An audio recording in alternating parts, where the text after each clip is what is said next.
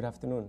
This is Eduardo Mendieta. I'm a professor of philosophy at the University of Stony Brook, and it's truly a great pleasure and an honor to be here this afternoon with Noam Chomsky, who is probably one of the few American intellectuals who has been tracking U.S.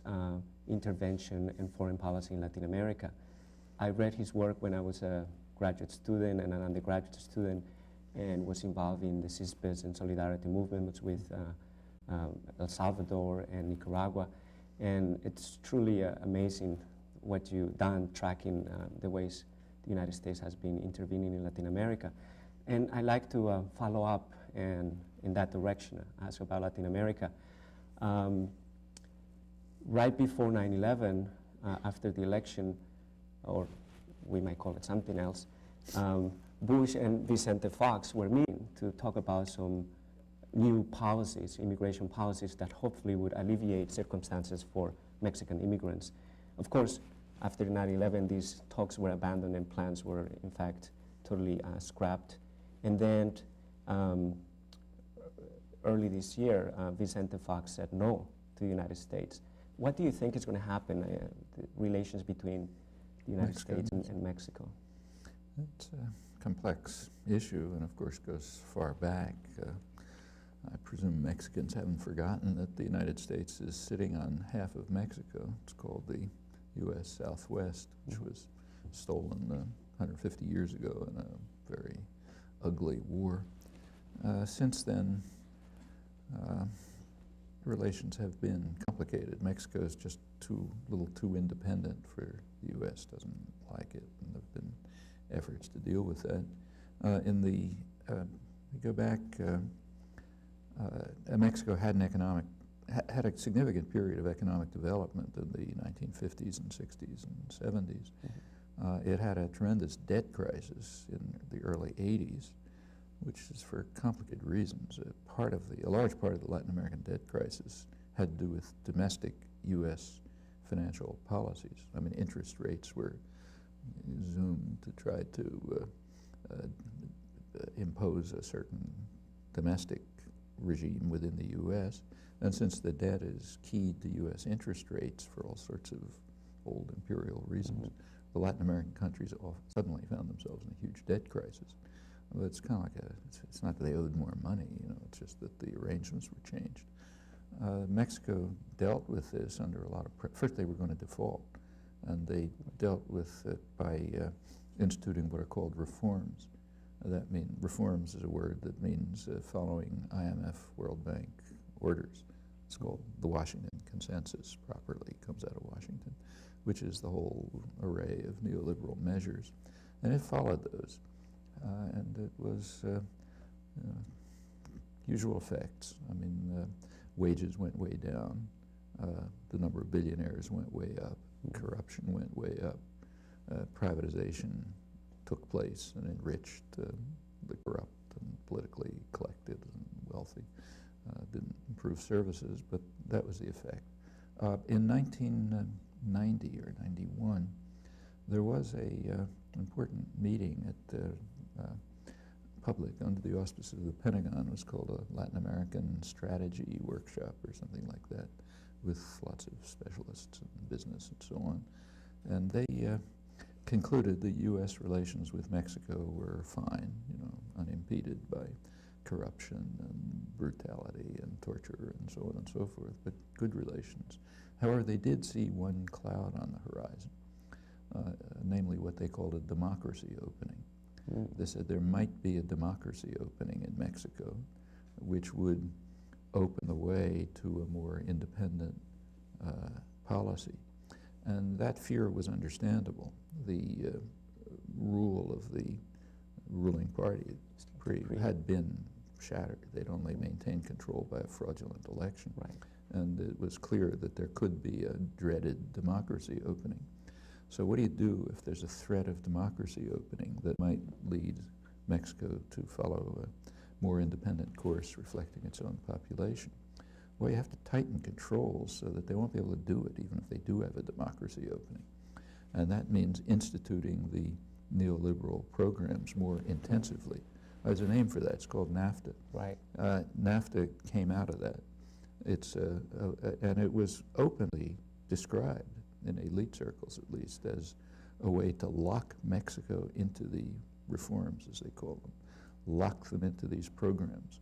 So even if a democracy opening takes place, they won't be able to do anything about it because the structure of the economic system will be so constrained by the Washington Consensus rules that they can't do anything about it. And that's pretty much what NAFTA did. It locked Mexico into this system. Now, going back to immigration. Right, but didn't Vicente Fox come in precisely as someone perhaps trying to lessen the effects? Yeah, trying, but then let's take a look at the immigration issue. Clinton is not a fool, he's a smart person. When NAFTA was implemented, something else was implemented along with it, Operation Gatekeeper. The Mexican border had been a very porous border. And it's like most borders, it's just the result of conquest. It's an artificial border. And pretty much the same people live on both sides, and they were going up and back. It wasn't very carefully controlled. But it was understood that NAFTA is probably going to cause what is called an economic miracle in Mexico, which means an economic catastrophe for much of the population. And there would be a flood of people trying to escape. So you had to institute Operation Gatekeeper, which militarized the border. So along with NAFTA came the first militarization of the border. And hundreds of Mexicans are killed every year. We don't know how many by just trying to cross the border. And those went Texas along. and taking shots at the I mean, that goes along with it. I mean, part of NAFTA, the so-called reforms, is making sure you cage the population in. NAFTA is not a free trade agreement, not the kind that Adam Smith would have talked about. Free trade means free movement of labor. Otherwise, you don't have anything like free trade. But it had to be controlled. So there's movement of capital, but no movement of labor. And that's critical if you want to construct a system in which the rights of concentrated capital dominate and the rights of people don't matter. In fact, even if you look at the regulations inside NAFTA, they're very explicit. So a U.S. company, say General Motors, can go to Mexico and demand what's called national treatment. They have to be treated like a Mexican company. But a Mexican of flesh and blood can't go to New York and demand national treatment. And we know what will happen to him. So these are proposals which certainly radically oppose any classical liberal conception of free economic systems and so on. They're designed to ensure the rights of concentrated capital, and the rights of people just don't matter that much. Well, what's happened in Mexico since NAFTA is that wages have declined about another 25% since NAFTA, which is an understatement, because in the informal economy, wages are estimated to have declined incomes by about 40%. And furthermore, more of the economy is becoming informal. So there's been a significant deterioration of living standards. The foreign investment in Mexico has increased, but total investment in Mexico has actually declined because a lot of Mexican business is being wiped out. They can't deal with international competition. So the fact is total investments declined. The wage and income levels for the majority of the population have declined. The worst hit is yet to come. It's when Mexico, I think that's what Vicente Fox is worried about, when they open up the country to free, they have had some U.S. agricultural imports, but if they open up it freely, there's hundreds of, huge number of Mexicans just are going to be driven off the land. What happens to them? Well, already the corn market has been devastated. Corn market's collapsed, and it's in the hand. A lot of Mexican entrepreneurs are doing fine, so they monopolize parts of the corn market, but in association with U.S. exporters.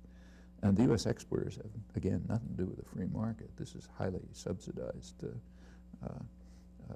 agribusiness export, in which many costs are not even counted, like so-called externalities are huge. And the Mexican farmer can't compete with this, just like no one else can, including U.S. farmers either, who are also being driven out, small family farms and so on. But the effect of this is likely to spur an effort to escape. That means immigration barriers, and that's what's waiting there. Now it's, if Mexico continues to subordinate itself to these policies, it's going to be in much more serious trouble. It seems that before we had the Iraq as a petri dish for this new unilateral war, we were trying out neoliberalism in Latin America, and Argentina is a perfect example of that, devastating. But also Brazil is a ticking bomb. It is. It's rather dramatic to see what's happening in Brazil. I mean, just take a look at a little longer stretch. 40 years ago, Brazil had a populist president, Goulart. Nothing like Lula, you know, nowhere, not this. I mean, Lula's a very impressive person and has a huge popular base and so on. Goulart didn't, but he was kind of mildly populist. Well, Kennedy administration didn't like it. They organized a military coup, and he was overthrown. Happened a little after the assassination, but it was organized by the Kennedy administration. This was greeted with rapture by the Washington liberals. It was Kennedy's ambassador called it the greatest victory for freedom in the mid-20th century, or some name like that. The generals were praised for their wonderful democratizing achievements while they were torturing people and imposing a national security state, kind of neo-Nazi state. And that went on until it was finally, you know, they had made such a wreck of the economy, they finally left because let the civilians take it over in the 80s, same as happened in Chile. But for a long period, there was a military dictatorship, which had, you know, formal growth by some measures, but for the general population, it's misery, you know, tremendous poverty, some of the worst inequality in the world. It's a rich country. Right. And the genocide against the Indians in the Amazon. Just horrible. You know, out of this came very impressive popular movements, the most impressive in the world. The landless workers movement, which is from mid-80s roughly, became an extremely significant movement, taking over unused land, turning it into productive land for landless workers, cooperatives, you know, schools, and so on. It's enormous, hundreds of thousands of people. The Workers' Party, which grew out of similar things, came from industrial workers, agricultural workers, and so on. There were also, quite apart from this, rural unions being developed all over the place in very interesting ways. And in fact, a large part of the country is extremely organized. Well, they finally elected their own president. But notice there's no military coup, or even talk of it. Well, a number of reasons for that. One reason is the populations wouldn't tolerate it anymore, either here or in Brazil. It's not the 1960s. Another is they don't need it. They don't need it because of the neoliberal measures. The neoliberal measures are designed to prevent governments from following democratically supported policies. So and this is well understood. I mean, liberalization of capital, which is the first neoliberal measure from the early 70s, breaking down the earlier Bretton Woods system. If you allow capital to flow freely and you deregulate currencies, so you know they're no longer within a band, just opening the way to massive speculation. In fact, speculation just rose astronomically after that. And now with modern telecommunications, it's instant speculation, like second by second. And what it creates is what some economists call a virtual senate of investors and lenders who carry out what they call a moment-by-moment referendum on government policies. So if a government tries to institute, say, you know, health programs or something that's regarded as irrational, because it helps people, not profit. That's the definition of irrational. If you carry out an irrational program, the economy can be strangled by capital flight, by attacks on the currency, by other measures, and that's just what's happening. Lula is following Cardoso's policies. Yeah. Can I ask you about Cardoso, which is a fascinating phenomenon? There you have a left economist, I mean, in many ways, a leader for the movements in the 60s and maybe even workers' movements in Brazil. And he was instrumental in implementing these policies. I mean, here's an economist of the left who understands very well Marx and understands the relationship between capital and flow of national capital. And he was the one that basically sold the country to... I mean, and he did. There were some achievements. Cut back inflation, which was a very serious problem. So that cut back. It left the country with a huge public debt, and this is it's kind of like a curse that they have to deal with somehow. I mean, the obvious way to deal with the debt would be to repudiate it. I mean, and they couldn't do that. Well, Brazil. To repudiate. I mean, the debt is an the debt is not an economic fact; it's an ideological fact. So, for example, take Iraq. Iraq has a huge debt. The United States is considering repudiating it. Right. Now, and they have a mechanism for doing that, a mechanism which, in fact, the U.S. invented, had to do with Cuba a century ago. It's the concept that's known in international law as odious debt. Right. So when the United States, what they call liberated Cuba, meaning prevented Cuba from liberating itself, which is what the invasion was in, Cuba was going to liberate itself from Spain. The U.S. intervened in 1898 to prevent that. It's called here the liberation of Cuba, meaning prevention of Cuban liberation. It was turned into essentially a colony. But when the U.S. took it over, they wanted to repudiate. They didn't want to take, Cuba had a big debt to Spain, and the U.S. didn't want to take that over. So they repudiated it and created the doctrine called odious debt, which is a plausible doctrine. It says if a debt is incurred under coercion, it's illegitimate. So like if, I borrow money from you because you have a gun to my head, that's not a legitimate debt. So, and they pointed out correctly that the Cuban debt to Spain was a colonial relationship, and it was accepted by Cuba under coercion. In fact, not by the Cubans, by a small Cuban elite. The Cuban people didn't ask for the debt, had nothing to do with it. So a small Cuban elite connected to the ruling imperial country incurred a debt for their own interests. As far as the population is concerned, it's a gun to their head. And this is odious debt, so the U.S. repudiated it. Did the same in the Philippines. The U.S. took over the Philippines shortly after and also repudiated the debts owed by the Philippines to the Spanish railways and all this sort of thing. That concept, actually the U.S. had done the same when it threw out the British during the Revolutionary War, simply confiscated the British possessions, didn't pay them for them. This is what the powerful do. The concept of odious debt continued. So there was a case, I think it was Costa Rica versus England. The Costa Rica, didn't want to pay some debt to Canada or someone, and England was the responsible authority. This went to arbitration, international arbitration. Arbitration was by the William Howard Taft, the Chief Supreme Court Justice, and he granted Costa Rica's right to repudiate the debt on grounds that it was odious debt. Well, the whole third world debt is odious debt. I mean, it's the people of Mexico never incurred the debt. This is Mexico, and the same everywhere. Cedillo is right now teaching at Yale, and he is being, prosecuted in Mexico for stealing this money that was borrowed. It's not even stealing. I mean, the whole debt is it is not. Take the Brazilian debt. I mean, Brazilian workers and peasants didn't ask for the debt. They didn't borrow it. It was borrowed by the Brazilian rich for their own purposes. So under the concept of odious debt, which the powerful use when they feel like it, like the U.S. will probably use it in Iraq, the whole third world debt would disappear. Actually, there's an even simpler way to eliminate the debt.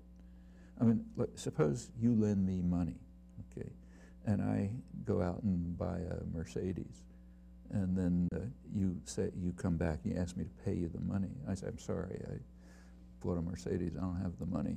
Why don't you get my neighbors to pay it? That's not the way it's supposed to work in a capitalist economy, but that's the way it works in the international economy. So when a country is in debt, meaning its rich have borrowed money for their own purposes and spent it to buy fancy apartments in Europe or commodities for themselves and so on, and then the lenders come back and say, pay me. The rich say, I'm sorry, I'm not going to pay you. Get the peasants to pay it. That's called structural adjustment. Meanwhile, the lender, see, if you're the lender, under capitalist principles, you're not supposed to say, well, okay, he's not paying me back, so my neighbors have to pay me back. You're not supposed to do that either. But that's what the IMF is. The IMF is an insurance company for lenders. If a debt doesn't get paid back, the debt is paid back by poor people who didn't borrow the money in the first place, not by the rich. They don't pay it back. And if the debt isn't paid back, northern taxpayers pay it back. That's what the IMF is. It's free risk insurance. The whole thing is a scam. You know, the whole thing is an ideological scam from beginning to end, but it's a stranglehold. Now, going back to Brazil, Lula would be completely justified, the Brazilian Workers' Party, in simply repudiating the debt, or else saying, okay, let's use the capitalist principle. You rich guys lent the money to these rich guys here, get it back from them. We didn't borrow it. You know, it's theirs. It's up to them to pay it back. But the point is to do that would be virtually revolutionary, and that would require, you know, enormous public support, not only in Brazil but in the region, and support from the north.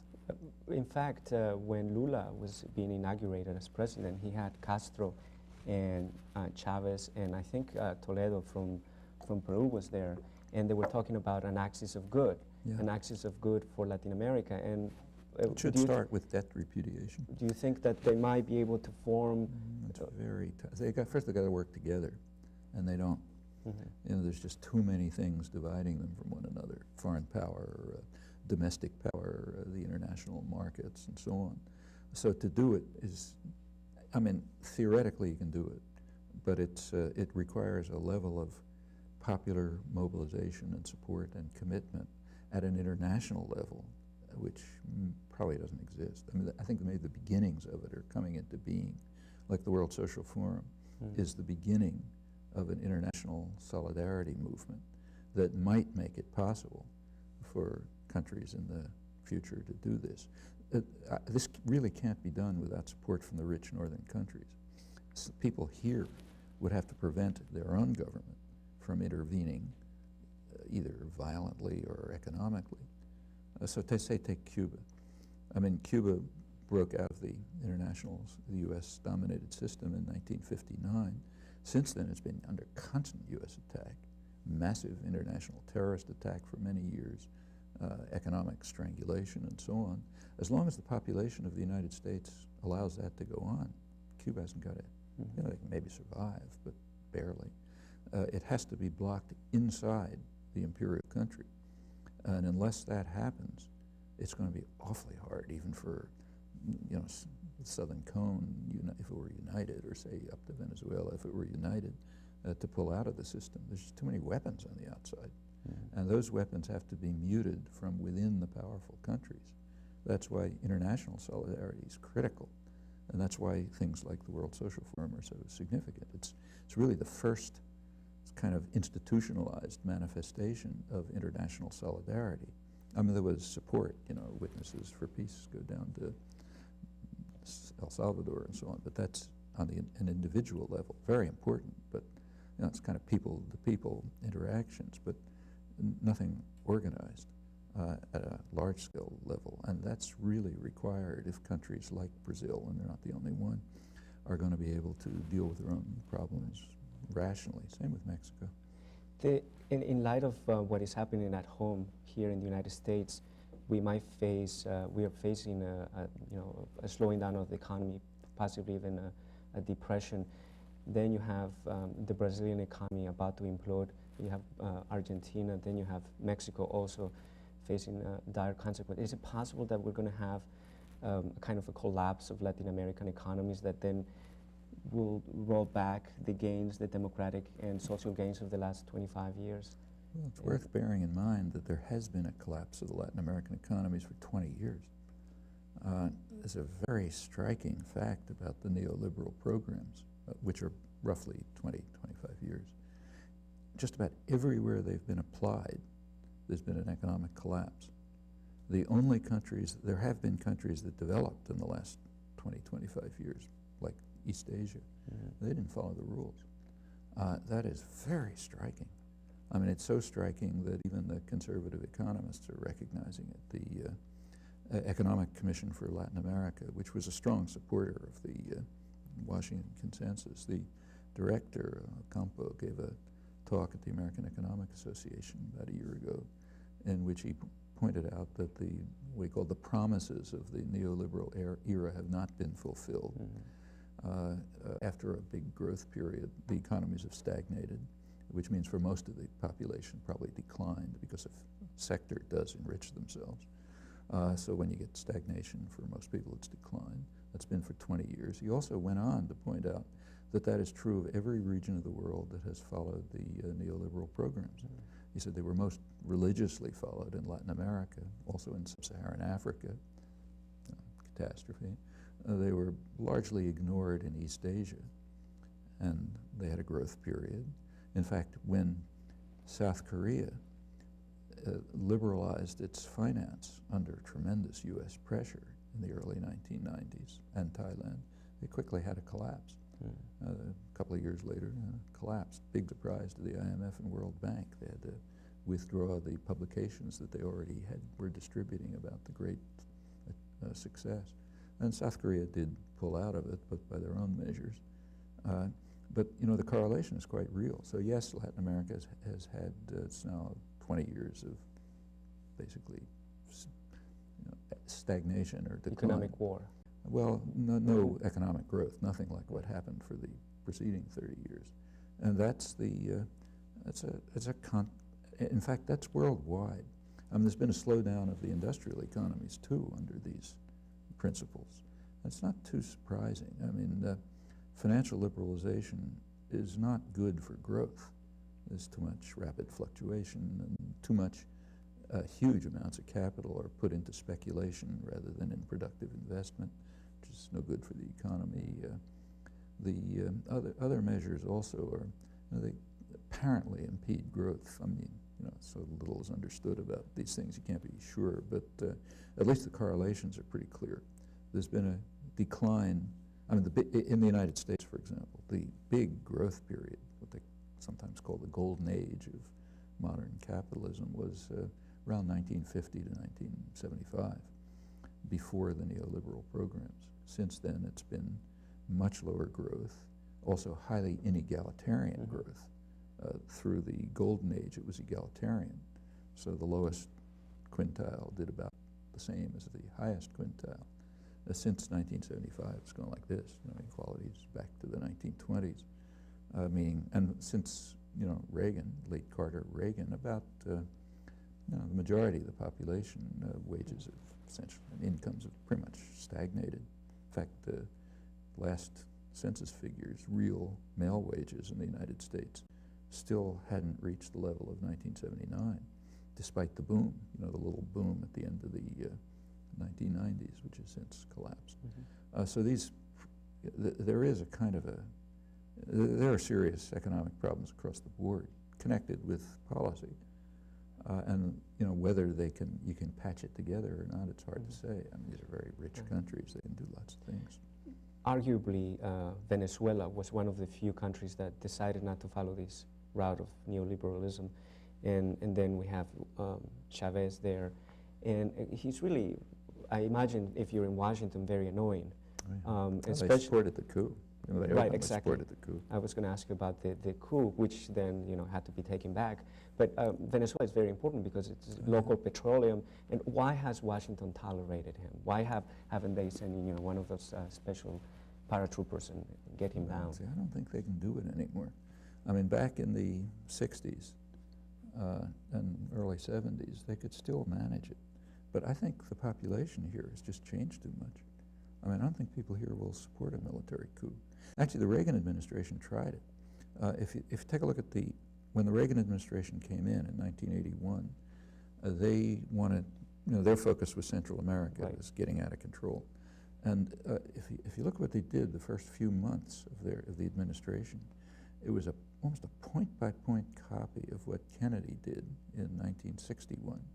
At first they came out with a white paper, State Department white paper about how communist Russia's taken over the hemisphere, doing this and that, all full of lies. Pretty much like Kennedy's white paper when they were planning the invasion of South Vietnam. The next step was going to be, and the press, of course, repeated it. Oh God, terrible! We're going to get destroyed. But there was a popular reaction that they hadn't anticipated. From churches, from right. popular groups, and so on. There's just a groundswell of opposition, which there wasn't in 1961. And that was enough to make them pull back. They essentially told the press to cool it. Don't blow this up. A couple of months later, the press started exposing lies in the white paper and so on and so forth. And they pulled back. They turned to clandestine terror. I mean, clandestine is a funny word. It means everybody knows about it except the American population. I mean, the victims know about it. The international terror network, which is involved. U.S. is a powerful country, so we construct an international terror network. It's not individual terrorists, it's states. So Britain, Taiwan, Israel, Argentina, as long as it was under neo-Nazi generals, they were an international terror network which moved in and supported and financed and directed the state terror and the contra-terror, insofar as the U.S. couldn't do it itself. To a large extent, it could do it itself. And that went on, but it's called clandestine. It's not like an invasion. It's not like sending the paratroopers. Right. That's public. Yeah. And I think the same problems in Venezuela. They cannot, I doubt that the the U.S. population would tolerate a direct invasion of the traditional kind. But isn't it likely that this war against drug lords and drug trafficking, which was very, I mean, this was the rhetoric in the 90s, communism is taken care of. Now the big evil is drugs. And so there was a re-militarization of foreign policy in Latin America under the guise. It's very definitely happening. And now terror, so we can combine the two. Yeah, that's exactly what's happening. I mean, by now, if you look at the disposition of U.S. troops in that region, the Andean region, basically, it's higher than during the Cold War. There are big military bases all over the place. There's a big one in Ecuador.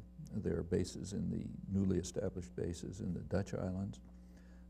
There's one in El Salvador, just surrounding the region. There's American troops all over the place. The so-called drug war, which is another fraud, but let's put that aside. What's called the drug war.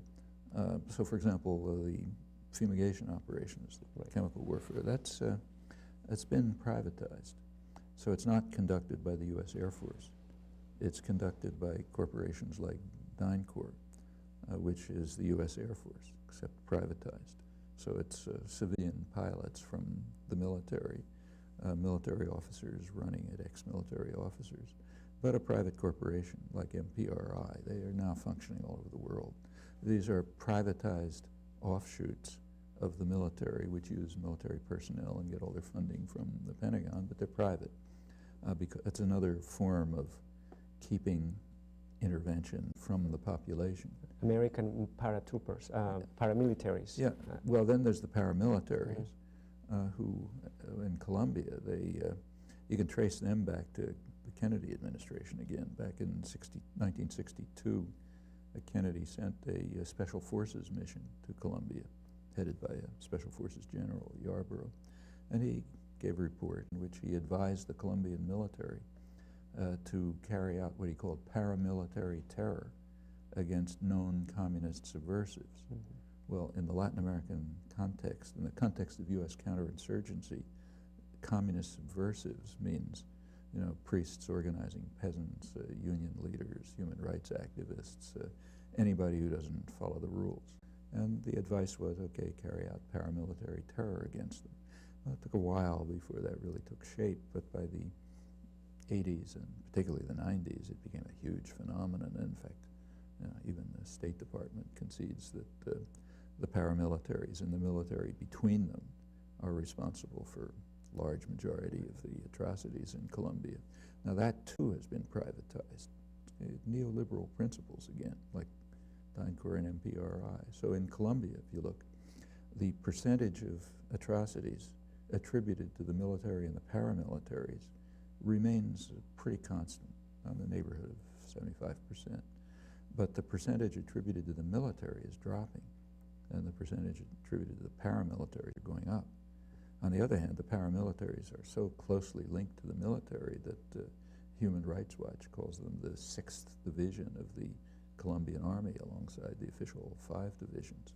But with this privatization, you get deniability.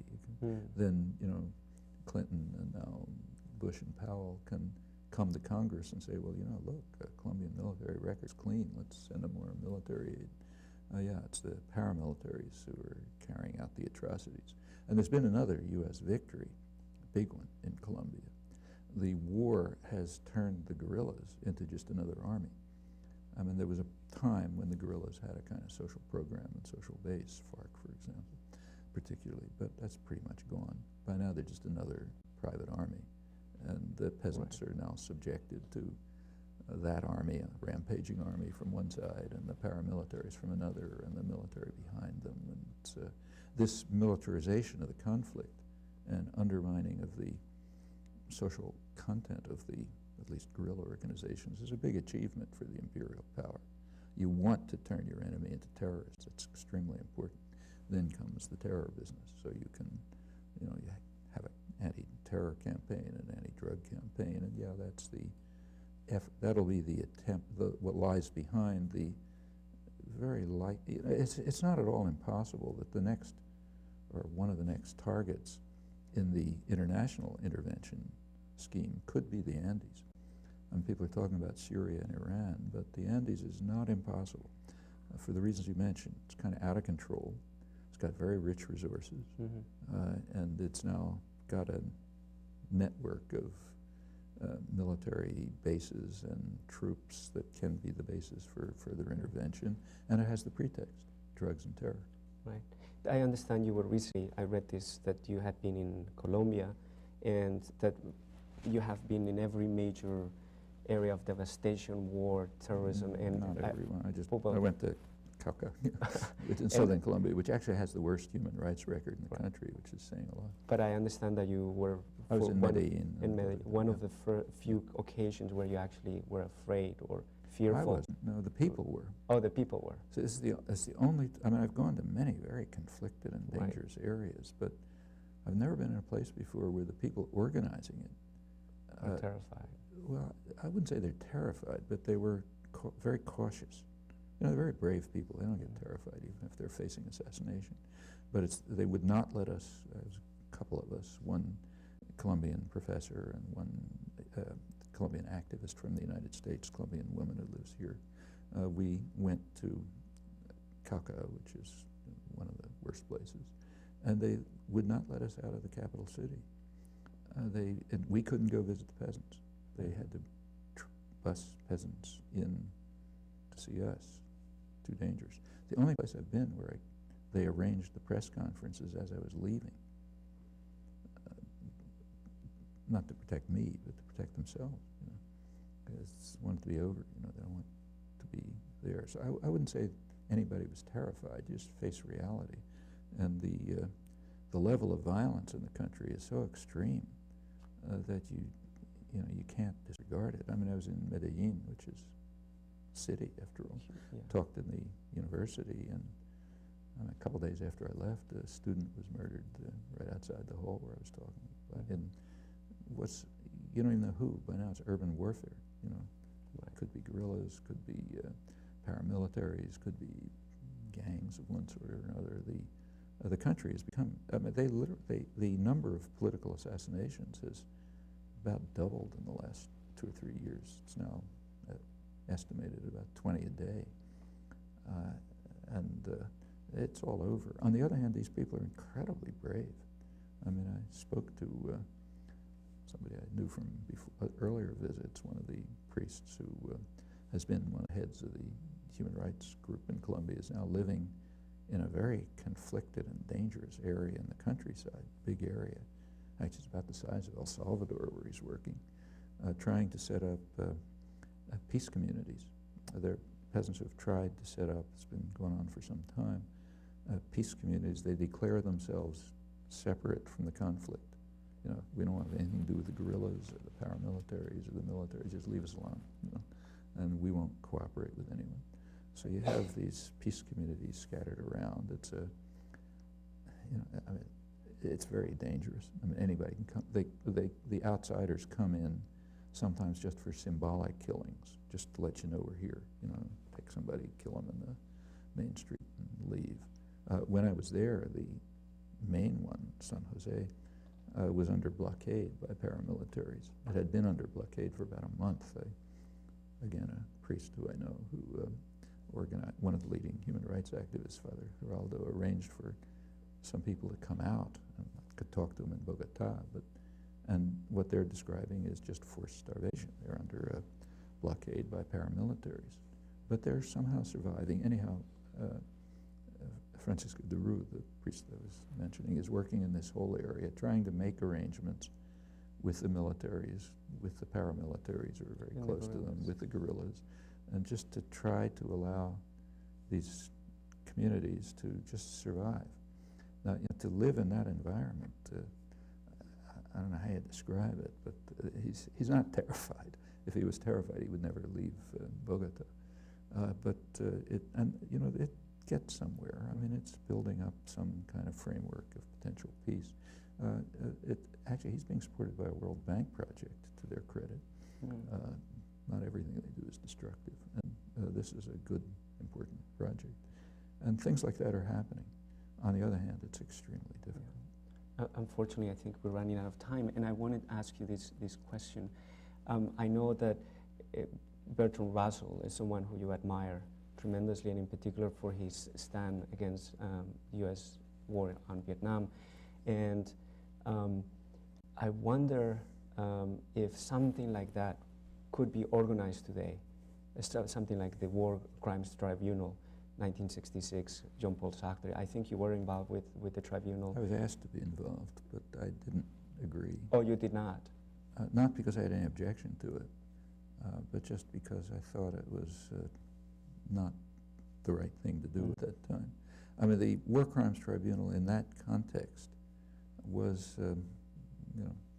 Sartre and Russell, other famous people, putting themselves in the position of judges over these events. Many good papers were given and so on, but it was not a tribunal which represented anything other than a sector of intellectual elite opinion.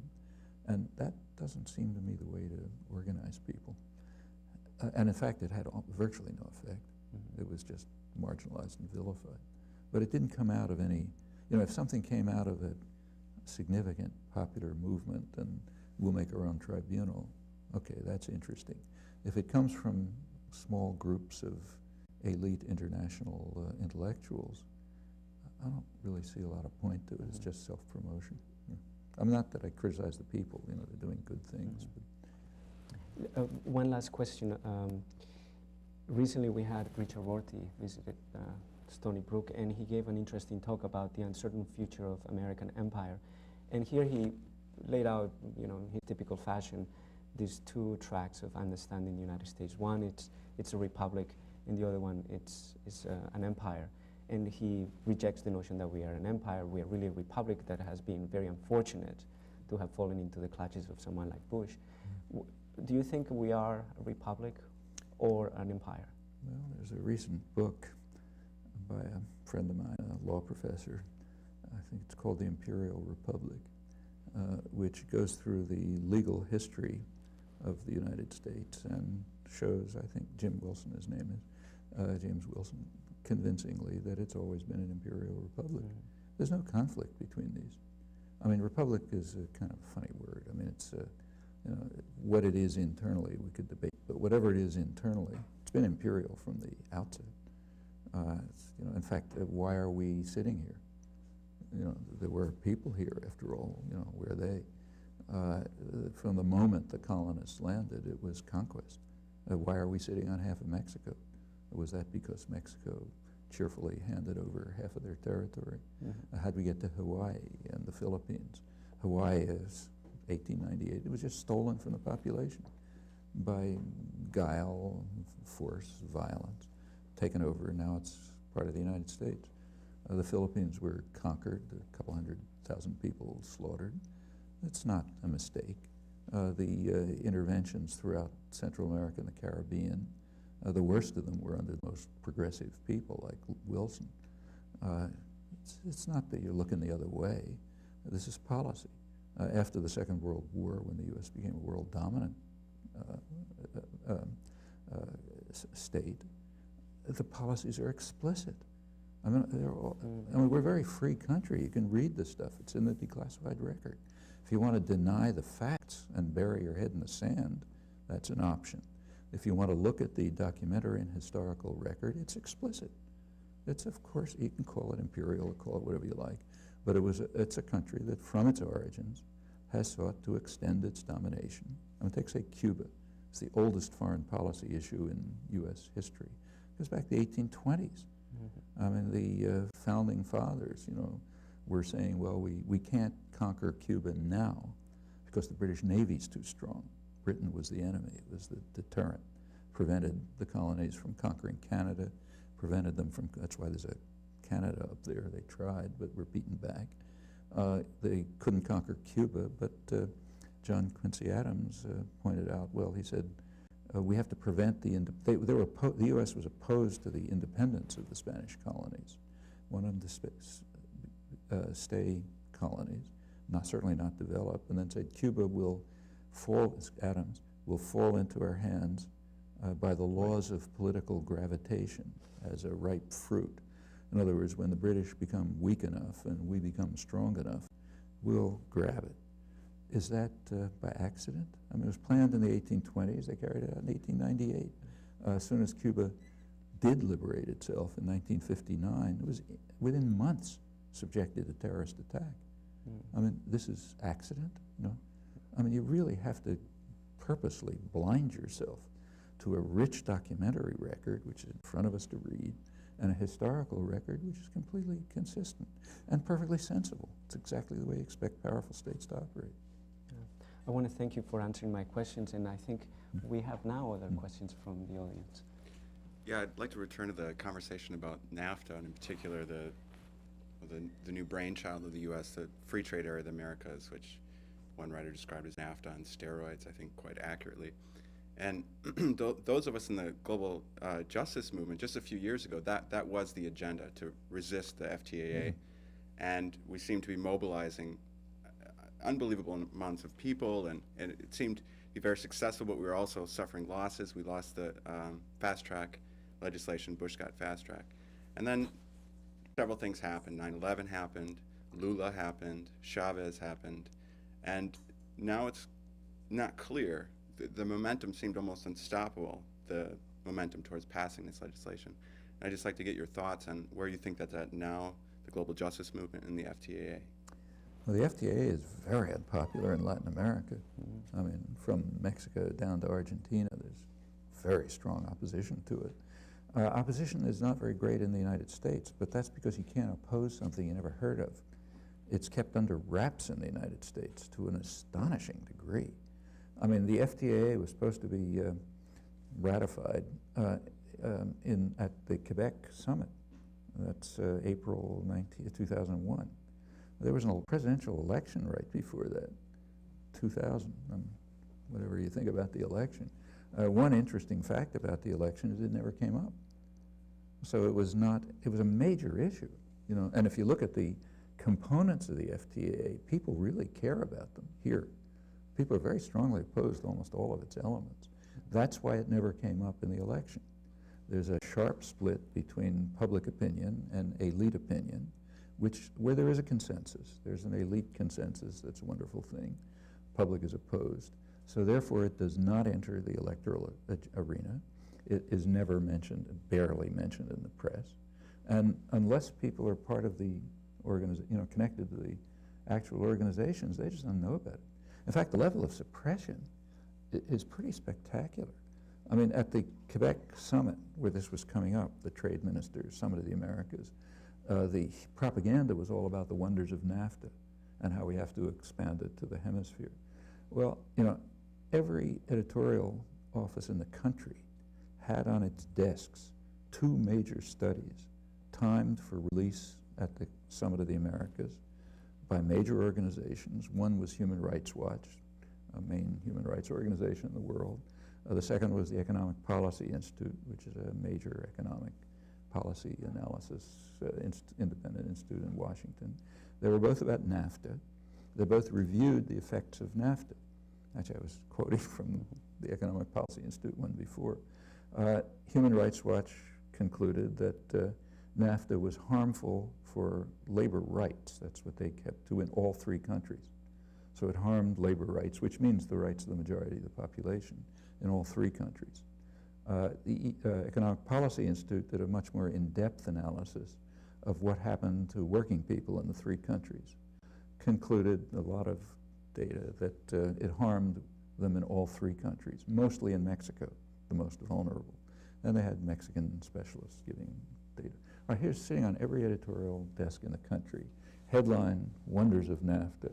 On your desk, two major studies talking about the actual effects of NAFTA. I had a friend do a database search on it.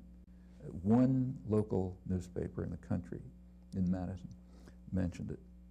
John Nichols had a column about it. That's it for the country. I mean, you know, they're not under orders. Nobody's telling them what to publish. You just know that you do not let the population know the truth about what you're trying to ram down their throats, because it's too dangerous. You know, it's a country where people can do things, so you don't tell them.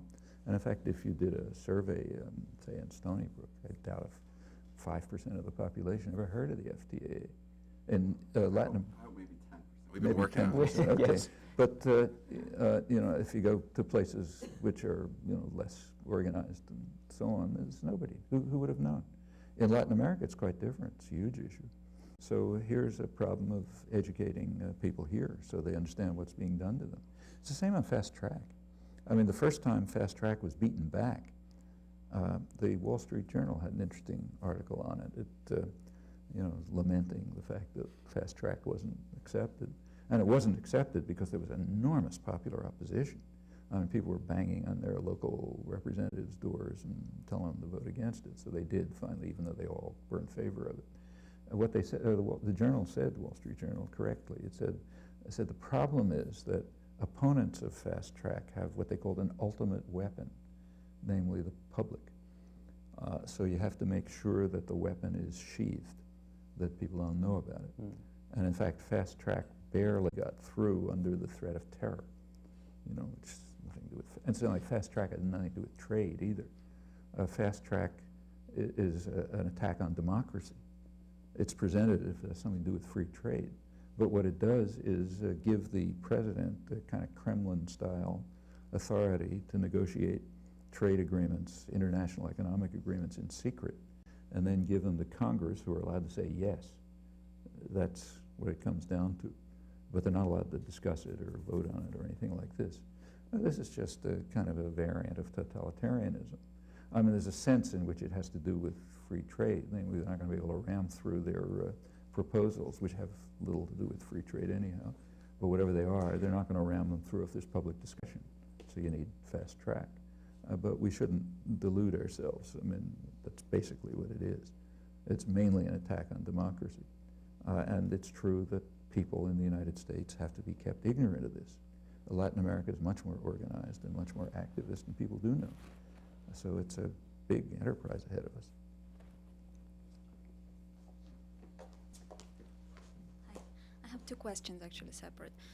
One is, you said that a way for such countries as Cuba to survive would be for the American people to prevent their own government from attacking Cuba economically, etc. If that did happen, what would be a way to monitor the government of Cuba to prevent it from massive human rights abuses? And I'm just using Cuba here as an example because... Do we monitor the United States to keep it from massive use? No. Okay. And I'm not saying that So the United that's up States to doesn't... Cubans. That's up to doesn't Cubans. Well, we don't have any. I mean, yeah, we should look at it. I mean, actually, Cuban human rights violations are real. By the standards of Latin America, you know, nothing much to talk about. But like, you know, they don't have massive assassinations and so on, and they have lots of programs for the most of Latin America. In fact, virtually none of Latin America has, like health programs and educational programs, way out of any relationship to their economic level. But, you know, that's for Cubans. We can monitor it. I mean, if we think they're doing something wrong, you can say so. And you can do the same with every other country, and primarily you ought to do the same by yourself. That's the first place to start monitoring. So, in fact, if you start monitoring the United States, you discover that over many years, there happens to be an extremely close correlation between U.S. aid, including military aid, and torture. Okay, that's known to specialists in the field. Nobody else knows it. Okay, you want to start monitoring yourself. Ask, why is there a close correlation between U.S. aid and torture? And if you start looking more closely, it's a pretty ugly record. Like Colombia, which has had the worst human rights record in Latin America in the 1990s, is also the leading recipient of U.S. military aid, police aid. And it's now leader worldwide, except for Israel and Egypt, which are a separate category. It replaced Turkey in 1999. Turkey had had one of the worst human rights records. It was carrying out a massive oppression of Kurds, killing tens of thousands, driving millions of people out of their homes, funded by Clinton. Clinton was providing enormous aid for these atrocities. Nobody knew about it because it wasn't reported. Turkey finally suppressed its Kurdish population. Colombia hadn't yet suppressed its peasant population. So Colombia replaced Turkey as the world leader in U.S. military aid. How many people know about this? Well, because we don't monitor ourselves. We can ask about monitoring Cuba, but there's some higher priorities. Mm-hmm. I think we have to conclude this section. I'm sorry. I would like to conclude by thanking you for an incredible morning and afternoon and the generosity of your work and inspirational character of this work. Thank you. Thanks.